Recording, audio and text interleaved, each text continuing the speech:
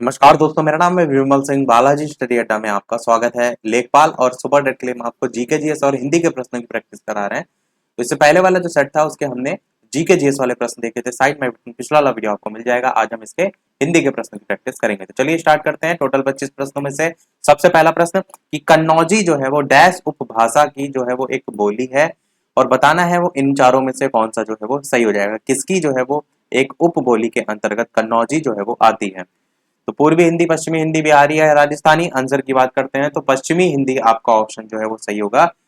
इसकी जो है आप कहेंगे ये जो उपभाषा है इसकी जो है आपकी एक बोली है कन्नौजी। और पश्चिमी हिंदी का जो विकास है वो किस उप अपभ्रंश से हुआ है तो सौरसेनी अपभ्रंश से हुआ है। इस पॉइंट को ध्यान रखिएगा। पश्चिमी जो हिंदी है इसका विकास सौरसेनी अपभ्रंश से हुआ है। और इसमें कौन कौन सी बोलियां आती हैं तो टोटल 5 बोलियां जो है वो आती हैं, जिसमें आपकी बुंदेली, हरियाणी, खड़ी बोली, कन्नौजी और ब्रज भाषा ये जो है वो आती है। तो यहाँ पर तो आपका ऑप्शन बी सही हो जाएगा। बाकी आपको पांचों के नाम जो है वो पता होना चाहिए। यहाँ से भी क्वेश्चन पूछे जाते हैं। दूसरा प्रश्न आपका है कि दिए गए विकल्पों में संक्षेप का विलोम शब्द आपको बताना है। संक्षेप में क्या होता है, कहते हैं ना कि कोई चीज कम शब्दों में बताने के लिए लिखा रहता है। जैसे आप कोई एस्से देखते हैं तो एस्से में क्या लिखा रहता है कि संक्षेप में बताइए। संक्षेप में मतलब कम शब्दों में बताइए, तो उसका विलोम क्या होगा, विस्तार से बताइए। तो विस्तीर्ण ऑप्शन में है, संक्षेप है, विकीर्ण है या विस्तार है। अब जब विस्तार ही दे दिया तो हम कहे और ऑप्शन के साथ क्यों जाएंगे भला, तो विस्तार ही आपका जो है वो सही होगा। संक्षेप का मतलब होता है थोड़े में कोई बात कहना, जबकि इसका विलोम हो जाएगा तो विस्तार यानी कि बढ़ा चढ़ाकर बात जो है उसको बताना।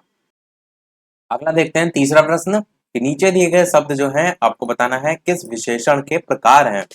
1 किलो, आधा किलो, 1 मीटर, 100 ग्राम। परिमाणवाचक है, गुणवाचक है, सार्वनामिक है या फिर संख्यावाचक है। तो गुण तो बिल्कुल नहीं है आपका, यहाँ पर मात्रा की बात की गई। जैसे 1 किलो हो गया, आधा किलो हो गया, तो सर्वनामिक भी नहीं होगा, या तो परिमाण होगा या तो संख्या होगा। अब संख्या में अगर आप देखेंगे तो 1 किलो क्या आप इसे गिन सकते हैं? नहीं, तो ये मात्रा को दर्शाता है। परिमाण के लिए हम यूज करते हैं, तो परिमाणवाचक आपका विशेषण में आएगा। चाहे वो 1 किलो हो, चाहे वो आधा किलो हो, चाहे वो 1 मीटर हो, चाहे वो 100 ग्राम हो। तो आंसर यहाँ पर कौन सा सही हो जाएगा? आंसर आपका परिमाणवाचक सही हो जाएगा।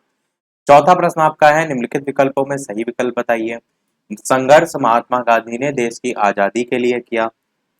दूसरा कह रहा है कि आजादी के लिए महात्मा गांधी में संघर्ष किया। तीसरा कह रहा है महात्मा गांधी ने भारत की आजादी के लिए संघर्ष किया। और चौथा कह रहा है भारत के लिए गांधी जी ने प्रयास किया। तो प्रयास तो नहीं किया, ऑप्शन कट जाएगा। में संघर्ष तो बिल्कुल नहीं होगा। संघर्ष पहले ही आ गया है, बिल्कुल नहीं होगा। सी वाला ऑप्शन बचा, यही आपका सही होगा कि महात्मा गांधी जी ने भारत की आजादी के लिए संघर्ष किया। तो ये आपका बिल्कुल सही है।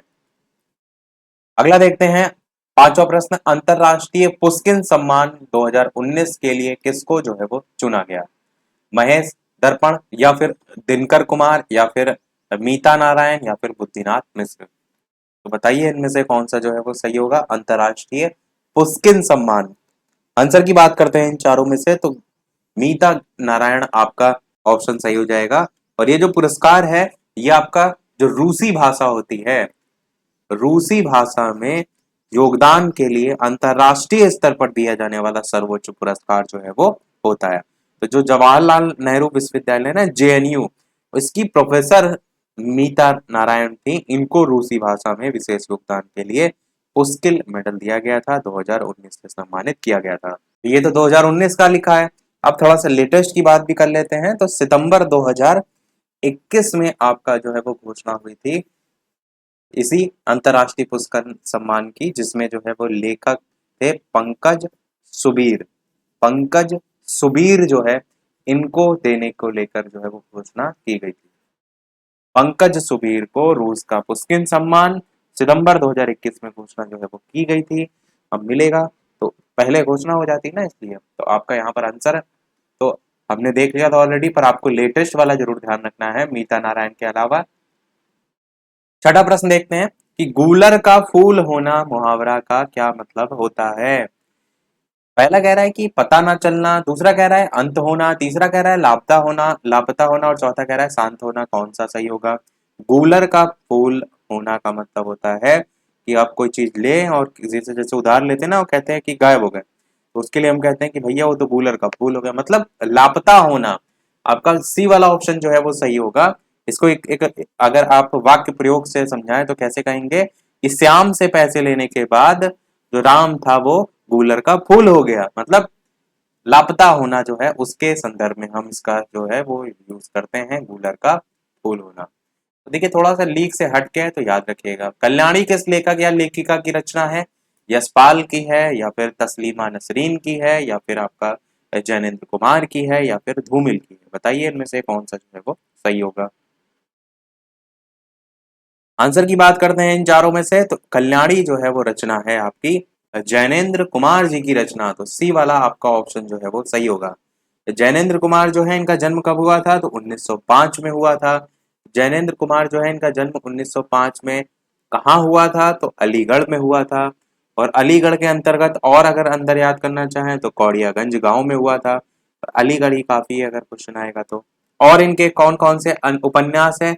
तो इनके उपन्यास में त्यागपत्र आता है, परख आता है, विवर्त आता है, सुनीता आता है। ये सब इनके जो है वो उपन्यास हैं। तो ये तो इनके बारे में हो गया। अब अगर हम यशपाल लिखे हुए हैं इनकी बात करते हैं तो इनकी रचनाओं में जैसे आपका देशद्रोही हो गया, और पार्टी कामरेड हो गया, दिव्या हो गया, मनुष्य के रूप हो गया, झूठा सच हो गया, इस तरीके की इनकी रचनाएं हैं। तस्लीमा नसरीन जो है लज्जा हो गया, निमंत्रण हो गया, फेरा हो गया, इस प्रकार से इनकी रचनाएं हैं। और जो धूमिल है इनका पूरा नाम है सुदामा पांडे धूमिल। इनकी रचनाओं में संसद से सड़क तक इनकी रचना है, कल सुनना मुझे इनकी रचना है, सुदामा पांडे का प्रजातंत्र इनकी रचना है। तो इस प्रकार से इनकी रचनाएं हैं। अगला है गौ शब्द का बहुवचन क्या होगा? गौए होगा, गौए होगा, गौए होगा, गौए होगा, ऐसे चार ऑप्शन दे रखे हैं। तो मैंने बताया था कि कुछ शब्दों में एक वचन से बहुवचन बनाने के लिए क्या करते हैं, अंतिम जो आपका छोटा ऊ दे रखा हो, या बड़ा ऊ दे रखा हो, या औ दे रखा हो, तीन चीजें इसको रख करते हैं। एक तो आपका छोटा ऊ हो, या तो आपका बड़ा ऊ हो, या तो फिर आपका औ हो। तो अगर ये तीनों चीजें आपको देखने को मिल रही तो इनके साथ आप क्या जोड़ते हैं? ए जोड़ते हैं, ऊपर चंद्रबिंदी जो है वो लगी रहती है, ये जोड़ देते हैं। और जो बड़ा ऊ होता है इसकी जगह पर आपका छोटा ऊ जो है आपका आ जाता है। अब देखिए जो गऊ है तो यहाँ पर क्या होगा, गौए होगा, और ए देखिए सी वाले ऑप्शन में दे रखा है। और जो बड़ा ऊ था उसकी जगह छोटा ऊ आ गया, वो भी आपको सी वाले ऑप्शन में दे रखा है। तो सी वाला आपका ऑप्शन यहाँ पर सही हो जाएगा। वैसे तो आप जो सरल शब्द हैं उनका बता ले जाएंगे बहुवचन क्या होगा, पर इस तरीके से कई बार शब्द आ जाते हैं जिसमें आपको रूल रेगुलेशन पता होना चाहिए। नवा प्रश्न आपका है, दिए गए विकल्प जो है उनमें से मृषा शब्द का समानार्थी कौन सा होगा? झूठ होगा, भद्र होगा, पामर होगा, या फिर तरी होगा? तो मृषा आपसे पूछा गया है, इसका समानार्थी जो है वो क्या होता है? मृषा का जो समानार्थी होता है या पर्यायवाची होता है उसमें आपका झूठा आता है, असत्य आता है, मिथ्या आता है, ये सब झूठ के ही पर्यायवाची हैं। और एक आता है अनृत करके, आ ना ना में इस प्रकार से रा लगी रहती है, ता। तो ये सब इसके जो है वो समानार्थी या पर्यायवाची होते हैं। आंसर आपका झूठ यहाँ पर जो है बिल्कुल सही होगा। इसके अलावा अगर आप जो अन्य ऑप्शन है उनकी बात करते हैं, जैसे भद्र की बात करते हैं, तो भद्र जो है इसके पर्यायवाची में कुलीन आता है, या शालीन आप कह सकते हैं, सभ्य आता है, शिष्ट आता है, इस तरीके के जो है आपके शब्द आ जाते हैं। पामर जो लिखा हुआ है, पामर जो है ये आपका दुर्जन व्यक्ति के लिए कहा जाता है, पामर हो गया, या नीच व्यक्ति के लिए कहा जाता है, पापी व्यक्ति के लिए कहा जाता है, अधम व्यक्ति के लिए कहा जाता है। और जो तरी लिखा हुआ है, तरी जो है ये आपका या तो तारणी हो गया, नाव के संदर्भ में मेन हम इसका निकालते हैं, नैया हो गया, बेड़ा हो गया, जलवाहन आप कह सकते हैं, और पोत हो गया, इस तरीके से आपके इसमें आते हैं। तो आंसर तो यहाँ पर आपका पहला हो जाएगा, पर इनके आपके अर्थ आपको थोड़ा सा पते होंगे तो क्वेश्चन यहाँ से किसी भी प्रकार से आएगा तो आप जो है वो कर लेंगे। अगला प्रश्न देखते हैं, और वीडियो सभी लोग लाइक अवश्य करते रहिएगा, इस प्रकार अच्छे अच्छे प्रश्न हम प्रैक्टिस करते रहें। तो बताइए सही विकल्प कि शिक्षा एक अनमोल रत्न है, शिक्षा अनमोल अनमेल रत्न है, अनमोल रत्न है, अनमोल रत्न है, कौन सा सही होगा? चार प्रकार से यहाँ पर जो है वो लिखा हुआ है। तो यहाँ पर आंसर की बात करते हैं तो आपका अनमेल तो होता नहीं है, अनमोल में दो मात्रा लगती नहीं है, शिक्षा एक यहाँ पर वर्ड आएगा नहीं, तो बचा आपका यही शिक्षा अनमोल रत्न है, यही आपका जो है वो सही हो जाएगा। अगला देखते हैं प्रश्न नंबर 11 कि आम शब्द का पर्यायवाची शब्द जो है आपको बताना है। इनमें से कौन सा होता है? दिव होता है, शक्र होता है, दीठ होता है या पिकबंधु होता है? कौन सा इनमें से जो है वो सही होगा? आम शब्द का पर्यायवाची। आम शब्द के पर्यायवाची में आपका जो मेन अधिकतर आपको ऑप्शन में देखने को मिलते हैं उनमें आपका रसाल देखने को मिलता है। रसाल के अलावा आम्र, आम का तो होता ही है, अमृत फल भी होता है, अति सौरभ भी होता है। सौरभ के आगे अति वर्ड लगा देंगे, अति सौरभ, तो वो आपका होता है। और इन चारों में से अगर बात करें तो पिक बंधु होता है, तो डी वाला आपका ऑप्शन सही हो जाएगा, जो कि आपका आम का पर्यायवाची शब्द जो है वो होता है। अगला प्रश्न आपका कह रहा है कि कहार शब्द का स्त्रीलिंग जो है वो क्या होगा? कहारन होगा, कहारीन होगा, कहरन होगा या कहारिन होगा? कौन सा इनमें से जो है वो सही होगा? कहार शब्द का जो है वो बताना है आपको, स्त्रीलिंग क्या होगा। आंसर की बात करते हैं इन चारों में से, तो कहारिन आपका डी वाला ऑप्शन जो है यहाँ पर सही होगा। जो पुल्लिंग शब्द हैं इनके अंत में कुछ ऐसे होते हैं जिनमें इन लगाकर आपका स्त्रीलिंग जो है वो उन्हें बनाया जाता है। जैसे कहार से क्या हो गया? कहारिन हो गया। अगर मैं आपसे पूछता कि सुनार का आपका क्या होगा, तो यहाँ पर भी आप इन लगाकर सुनारिन जोड़ते हैं। लुहार का क्या होगा? तो लुहारिन जोड़ते हैं। जैसे माली आपका पूछा जाता है तो माली में इन लगा करके मालिन हो जाता। तो इस प्रकार से आपके जो शब्द हैं वो बनते हैं। डी वाला आंसर यहाँ पर सही होगा। 13 प्रश्न है, अंगारों पर लौटना मुहावरे का उचित अर्थ जो है वो क्या होता है? परेशान होना, दुख सहना या फिर संकट आना या पेट में दर्द होना? कौन सा इनमें से सही होगा? अंगारों पर लौटना क्या होता है? आंसर की बात करते हैं इन चारों में से, तो आपका होता है दुख सहना। मुहावरा क्या होता है अंगारों पर लौटना का मतलब? दुख सहना। जैसे अगर हम इसमें वाक्य प्रयोग में बनाएं तो कैसे बता सकते हैं कि जैसे किसी व्यक्ति की जो है वो नौकरी लगी हुई है और उसको कोई बीमारी हो गई तो उसके कारण उसे नौकरी से निकाल दिया जाए, तो हम क्या कहेंगे? उस व्यक्ति के जो है अंगारों पर लौट रहा है, यानी कि दुख सह रहा है। एक तरफ तो आपका रोग है, हो ही रखा है उसे, और ऊपर से नौकरी से भी निकाल दिया गया। तो इस प्रकार से हम इसका वाक्य प्रयोग जो है वो कर सकते हैं। चलिए देखते हैं अगला प्रश्न। कुमारी शब्द के लिए उचित वाक्यांश क्या होगा? अविवाहित लड़की जो है वो होगा, या वह स्त्री जिसके पति ने दूसरी शादी कर ली हो, या फिर दूसरे की विवाहित स्त्री, या फिर जिसका पति कर गया हो। कर गया हो, यहाँ पर मर गया होना चाहिए था। इसको थोड़ा सा करेक्ट कर लेते हैं। यहाँ पर क्या लिखा हुआ है? मर। तो बताइए कौन सा सही हो गया? तो कुमारी कौन लगाता है? देखा होगा आपने, जो अविवाहित लड़की होती है वो अपने नाम के आगे कुमारी लगाती है, तो ये तो किसी का गलत नहीं होगा। अविवाहित लड़की आपका आंसर यहाँ पर जो है वो सही हो जाएगा। और वो स्त्री जिसके पति ने दूसरी शादी कर ली हो, इसके लिए कौन सा शब्द यूज किया जाता है? तो इसके लिए हम कहते हैं अध्युड़ा। आ, आधी, धा, या में बड़े ऊ की मात्रा और ढा। अध्युड़ा जो है हम इसे जो है वो कहते हैं वो स्त्री जिसके पति ने दूसरी शादी कर ली हो। और विधवा कहते हैं किसको? जिसका पति मर गया हो, जो कि यहाँ पर हमने दिखाया था, इसको हम क्या कहते हैं? विधवा। तो इस प्रकार से आप याद रख सकते हैं। अगला देखते हैं 15 नंबर प्रश्न कि शब्दालंकार के कितने भेद होते हैं? 2, 4, 3 या 5? बताइए कौन सा सही होगा? तो शब्दालंकार, अर्थालंकार, ये दो मुख्यतः टाइप होते हैं और उसके अंतर्गत आपके अलंकार आते हैं। आंसर की बात करते हैं 2, 4, 3 या 5 में, तो मुख्यतः 3 आप कह सकते हैं। एक तो आपका अनुप्रास अलंकार, एक तो आपका यमक अलंकार और एक आपका श्लेष अलंकार। तो आपके जो सब अनुप्रास अलंकार होता है उसमें एक ही वर्ण की आवृत्ति बार बार होती है। यमक अलंकार जहां होता है वो एक शब्द का प्रयोग 2 बार होता है और दोनों बार उसका जो अर्थ होता है वो अलग अलग होता है। जैसे कनक कनक, तो कनक कनक दोनों का अर्थ अलग अलग होता है। और जैसे ही कनक कनक में पूरा एग्जाम्पल है कनक कनक ते सौगुनी मादकता अधिकाय, वो वाला। और श्लेष अलंकार क्या होता है? जब कोई शब्द का यूज एक ही बार हो पर उसके एक से ज्यादा अर्थ निकलते हो, वो आपका श्लेष अलंकार होता है। तो ये तीनों मुख्यतः होते हैं शब्द अलंकार के भेद। सी वाला आपका ऑप्शन यहाँ पर जो है बिल्कुल सही हो जाएगा। अगला देखते हैं 16 नंबर प्रश्न। आपको बताना है शुद्ध वाक्य इनमें से जो है वो कौन सा है? क्या यह संभव हो सकता है? यह क्या संभव हो सकता है? क्या यह संभव है? संभव है क्या? कौन सा सही होगा? तो संभव है क्या गलत है। क्या यह संभव हो सकता है? ये भी नहीं होगा। यह क्या संभव, ये तो बिल्कुल ही नहीं होगा। क्या यह संभव है? ये आपका सी वाला ऑप्शन यहाँ पर जो है वो सही है। अगला देखते हैं 17 नंबर प्रश्न। पंजाबी भाषा में कितने व्यंजन होते हैं? बताइए। सबसे पहला तो क्वेश्चन यही आता है पंजाबी भाषा से कि कौन सी लिपि से जो है इसका विकास हुआ है? तो गुरुमुखी लिपि से हुआ है। गुरुमुखी लिपि, ये आपको रट के रखनी है। गुरुमुखी लिपि से जो है इसका विकास हुआ है। और गुरुमुखी का अर्थ क्या होता है? गुरुओं के मुख से निकली हुई। क्या अर्थ होता है? गुरुओं के मुख से निकली हुई। और इस लिपि में कितने स्वर होते हैं? तो टोटल 3 स्वर होते हैं। और कितने व्यंजन होते हैं? तो टोटल 32 व्यंजन होते हैं। तो आंसर आपका 32 व्यंजन वाला पहला ही ऑप्शन यहाँ पर जो है वो सही होगा। बाकी स्वर अगर आपसे पूछे जाए तो 3 याद रखिएगा, लिपि आपसे पूछी जाए तो गुरुमुखी लिपि याद रखिएगा। कैसे भी क्वेश्चन आए आप तो कर ले जाएं।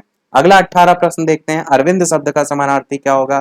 प्रभा होगा, पिक होगा, पुंडरीक होगा या अलकापुरी होगा? कौन सा इनमें से जो है वो सही होगा? अरविंद शब्द का समानार्थी शब्द जो है वो क्या होगा? आंसर की बात करते हैं इन चारों में से, तो आपका ऑप्शन यहाँ पर बिल्कुल अरविंद आपका कमल का पर्यायवाची जो है वो होता है। और कमल के पर्यायवाची में आपका पुंडरीक भी जो है वो आता है। तो पुंडरीक आपका ऑप्शन यहाँ पर सही होगा। पुंडरीक के अलावा आपका सरोज होता है, आपका जलज होता है, आपका पंकज होता है, आपका राजीव होता है, आपका वारिज होता है, आपका तामरस होता है, सतदल होता है और अंबुज होता है, आपका सरसिज होता है। बहुत से पर्यायवाची होते हैं इसमें, तो आपको पता होना चाहिए। और अगर बात करें अलकापुरी, ये जो ऑप्शन में दे रखा है, इसका क्या पर्यायवाची होता है? तो देवपुरी, अमरावती, देवलोक, स्वर्ग, ये सब अलकापुरी के पर्यायवाची जो है वो होते हैं। अगला देखते हैं प्रश्न नंबर 19 कि अपने मित्र राम की गलतियों पर राहुल बहुत डैश हुआ। हैरान हुआ, परेशान हुआ, शर्मिंदा हुआ या फिर दुखी हुआ? अब गलतियों पर कोई क्या होता है, खुद सोचिए कि गलती खुद का वो मित्र है उसका, तो दुखी तो नहीं होगा, दुखी परेशान हैरान तो नहीं होगा, शर्मिंदा जरूर होगा। तो सी वाला आपका ऑप्शन जो है वो सही होगा। और वैसे ये भी है कि अलग अलग सिचुएशन के अकॉर्डिंग ये ऑप्शन जो है वो बदल भी सकते हैं, ऐसा नहीं कि हर जगह शर्मिंदा ही होगा। तो बाकी यहाँ पर ऑप्शन आपका शर्मिंदा सही है, बाकी ऑप्शन ये सिचुएशन के अकॉर्डिंग बदल भी सकते हैं। अगला देखते हैं प्रश्न नंबर 20। बेहद ही महत्वपूर्ण रचना है। यशोधरा किस लेखक या लेखिका की रचना है? मोस्ट इंपॉर्टेंट रचना है। महादेवी वर्मा जी की है, जयशंकर प्रसाद जी की है, सूर्यकांत त्रिपाठी निराला जी की है या फिर मैथिली शरण गुप्त की है? बताइए इनमें से कौन सा जो है वो सही होगा। यशोधरा किस लेखक या लेखिका की रचना है? आंसर की बात करते हैं तो यशोधरा काव्य की रचना की थी मैथिली शरण गुप्त जी ने। तो डी वाला आपका ऑप्शन सही होगा। मैथिली शरण गुप्त का जो सबसे प्रमुख रचना है या महाकाव्य आप कह सकते हैं वो है आपका साकेत। ये याद रखिएगा। रंग में भंग इनकी रचना है, राजा प्रजा इनकी रचना है। और ऑप्शन में देखिए अगर महादेवी वर्मा जी की, महादेवी वर्मा, तो सबसे पहला क्वेश्चन यही आता है कि भरत भारती पुरस्कार सबसे पहले किसको मिला था? तो महादेवी वर्मा जी को मिला था। कब मिला था? तो 1982 को जो है वो मिला था। और इसके बाद अगर बात करें लेटेस्ट की, तो भरत भारती पुरस्कार जो सबसे लेटेस्ट वाला आपका 2021 में घोषणा हुई थी 22 के लिए, तो वो पांडे, शशिभूषण, सीतांशु जो है उनको जो है वो मिलेगा या मिला था। आपके याद रख सकते हैं पांडे, शशिभूषण, सीतांशु। महादेवी वर्मा की रचनाएं अगर बात करें तो जैसे अतीत के चलचित्र इनकी रचना है, स्मृति की रेखाएं इनकी रचना है। फिर जयशंकर प्रसाद जी की अगर बात करें तो इनकी रचना कानन कुसुम हो गया, महाराणा का महत्व हो गया, कामायनी इनकी रचना है जो बहुत आप देखते हैं। और बाकी हम तो इनकी सारी की रचनाएं ऑलरेडी आपको बता चुके हैं। और मैथिली शरण गुप्त जो है या फिर जयशंकर प्रसाद है या महादेवी वर्मा है, इनको हमने बहुत ही बेहतरीन ट्रिक से रचनाएं याद करा चुके हैं ऑलरेडी। यदि नहीं देखी हो तो डायरेक्ट सर्च कर लीजिएगा बालाजी स्टडी अड्डा रचनाएं, आपको पूरी प्लेलिस्ट की लिंक मिल जाएगी। अगला प्रश्न देखते हैं 21 प्रश्न कि दिए गए विकल्पों में से सही वाक्य चुनिए। ऐसी एकाध बातें सुनकर दुख होता है, ऐसी एकाधे बातें सुनकर दुख होता है या ऐसी एकाध बात सुनकर दुख होता है या एकाधी बातें? अब देखिए सबसे पहले मैंने क्या कहा है आपको कि आप हमेशा जो सबसे गलत ऑप्शन है उनको काट दीजिए। तो यहाँ पर एकाध जो लिखा हुआ है वही देखिए, तो 4 जगह अलग अलग लिखा है। एकाधे बातें होता ही नहीं कुछ, एकाध होता है, एकाध होता है, एकाधी भी नहीं होता है। तो ए या सी में से कोई आंसर होगा। अब ऐसी एकाध बातें सुनकर दुख होता है या फिर बात सुनकर दुख होता है? तो बातें होता है कि बात होता है? इसमें अगर आप दोनों में चाटेंगे तो आपका बात होता है, ऐसी एकाध बात सुनकर दुख होता है। सी वाला आपका ऑप्शन यहाँ पर जो है बिल्कुल सही हो जाएगा। अगला प्रश्न देखते हैं 22 कि अब के साथ, जबकि जब के साथ कहावत का अर्थ क्या होता है वो आपको यहाँ पर बताना है। 4 ऑप्शन दे रखे हैं कि हमेशा इंसान को अपने वर्तमान में ही रहना चाहिए और आज की ही चिंता करनी चाहिए, कल की कल, अपने हाथों ही अपना बुरा करना, या मूल जो वस्तु है वो प्राप्य हो रहेगी तो उससे बनने वाली वस्तुएं तो निश्चित ही प्राप्त होती रहेंगी, या फिर किसी एक जगह से दूसरी जगह को जाना। कौन सा इनमें से सही होगा कि अब के साथ, जबकि जब के साथ, मतलब की बात करते हैं, आंसर की बात करते हैं, तो हमेशा इंसान को अपने वर्तमान में रहना चाहिए। यानी अब का अभी देखिए, ये नहीं कि आप शुरुआत का यानी आगे का सोच कर परेशान हो रहे हैं या फिर जो बीत गया उसके लिए परेशान हो रहे हैं। वही चीज यहाँ पर बताई गई कि हमेशा इंसान को अपने वर्तमान में रहना चाहिए, आज की चिंता करनी चाहिए और कल की कल करनी चाहिए। तो आंसर यहाँ पर आपका ए वाला सही हो जाएगा। हमेशा इंसान को अपने वर्तमान में रहना चाहिए और आज की चिंता करनी चाहिए और कल की कल, ये इसका एक्चुअल में अर्थ है। और अपनी जो बहुमूल्य चीज है उसको खोकर कोई व्यक्ति दूसरे व्यक्ति पर आश्रित होना, उसको हम कहते हैं अपना लाल गवाए के दर दर मांगे भीख। तो वो चीज होती है जब आपसे पूछा जाए अपना लाल गवाए के दर दर मांगे भीख, तो इसी से मिलता जुलता है, इसलिए हमने बता दिया। अगला देखते हैं प्रश्न नंबर 23 की बनारसी साड़ी किस विशेषण का उदाहरण है? व्यक्तिवाचक विशेषण, संख्यावाचक विशेषण, गुणवाचक विशेषण, परिमाणवाचक विशेषण। तो क्या किसमें किसी प्रकार की मात्रा की बात हो रही है? बिल्कुल नहीं हो रही है। तो परिमाण आप ऑप्शन नहीं होगा, संख्या की बात भी नहीं हो रही है, गुण होगा या व्यक्तिवाचक होगा। तो आंसर की बात करते हैं इन दोनों में से। तो यहाँ पर देखने में तो लग रहा है आपका गुणवाचक है, गुण की बात की गई है, पर एक्चुअल में ये व्यक्तिवाचक विशेषण होता है। ऐसे शब्द जो वास्तव में संज्ञा के भेद, मतलब जैसे यहाँ पर अगर देखेंगे तो व्यक्तिवाचक संज्ञा जो है उससे बने होते हैं और विशेषण शब्दों की रचना करते हैं। जैसे बनारस से आपका क्या बना है? बनारसी बना है। इलाहाबाद से इलाहाबादी हम कह सकते हैं। जयपुर से जयपुरी। लखनऊ से क्या कहते हैं? लखनवी। जैसे चिकन होता है ना, लखनवी चिकन। तो वो सब आपके आते हैं व्यक्तिवाचक विशेषण में। तो ए वाला आपका ऑप्शन यहाँ पर बिल्कुल सही होगा। 24 प्रश्न सेकंड लास्ट है आपका कि रमेश ने डैश जन्म दिवस पर अपने सभी डैश आमंत्रित किया। सही विकल्प का चयन आपको करना है, कौन सा जो है इनमें से सही होगा। तो रमेश ने डैश जन्म दिवस पर, मतलब उसके जन्म दिवस पर, अपने जन्म दिवस पर, सभी जन्म दिवस पर या अपने जन्म दिवस पर। तो सभी का तो मतलब कोई है ही नहीं यहाँ पर, तो ये तो आपका होगा ही नहीं। तो सभी वाला ऑप्शन काट देते हैं। उसके अपने अपने, तो उसके भी नहीं होगा। अपने जन्म दिवस पर हो सकता है, अपने जन्म दिवस पर अपने सभी कुछ मित्र को या मित्रों को, सभी मित्रों को। तो कुछ अगर यहाँ पर वर्ड लगाते तो सभी क्यों लगाते? तो इसलिए कुछ वाला नहीं होगा, मित्रों वाला होगा। अपने सभी मित्रों को आमंत्रित किया, ये आपका ऑप्शन जो है आपका सही होगा। और आप ये सोच रहे हैं कि यहाँ पर जैसे सभी तो काट दिया, उसके क्यों नहीं हो सकता? क्योंकि यहाँ पर अपने मित्रों की बात की गई है। किसी और के जन्म दिवस पर आप उसके जन्म वर्ड अगर आप लगा रहे हैं तो फिर वो जो जन्म दिवस होगा, फिर अपने सभी मित्रों को आप कैसे बुलाएंगे? तो उस आधार पर आप ऑप्शन को काट सकते हैं। डी वाला ऑप्शन यहाँ पर सही होगा। अगला देखते हैं और इस वीडियो का लास्ट प्रश्न देखते हैं। इसके बाद एक प्रश्न हम आपसे भी पूछेंगे, जैसे कि सभी वीडियो में हम आपसे एक न एक प्रश्न पूछते हैं। इस वीडियो का आपके लिए प्रश्न है 25। और इसके अलावा चैनल पर नए हो तो सब्सक्राइब करके अवश्य जुड़ जाइएगा। और वीडियो अभी तक आपने लाइक ना किया हो तो सभी लोग वीडियो को लाइक, शेयर और सब्सक्राइब जरूर जो है वो करते रहिएगा। तो लास्ट प्रश्न आपका कह रहा है कि यह काया है या शेष उसी की छाया, क्षण भर उनकी कुछ नहीं समय में आया। इसमें अलंकार आपको जो है वो बताना है।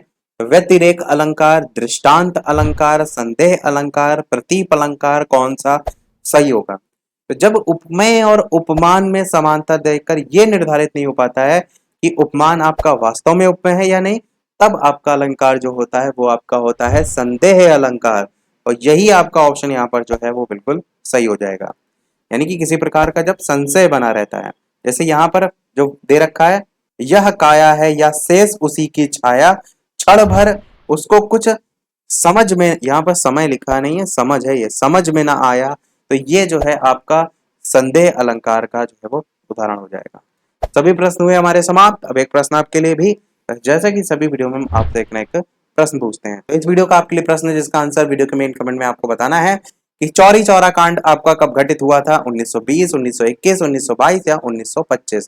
तो इन चारों में से कौन सा सही होगा? अपना आंसर वीडियो के मेन कमेंट में टाइप करके बताइएगा। लाइव टाइमिंग दोपहर के 3 बजे और शाम के 8 बजे है, तो लाइव आकर भी वीडियो आप देख सकते हैं, प्रश्नों की प्रैक्टिस कर सकते हैं। तो आज में इतना ही रखते हैं, मिलते हैं अगले वीडियो में कुछ नए प्रश्नों के साथ, नए टॉपिक के साथ। तब तक के लिए नमस्कार, जय हिंद।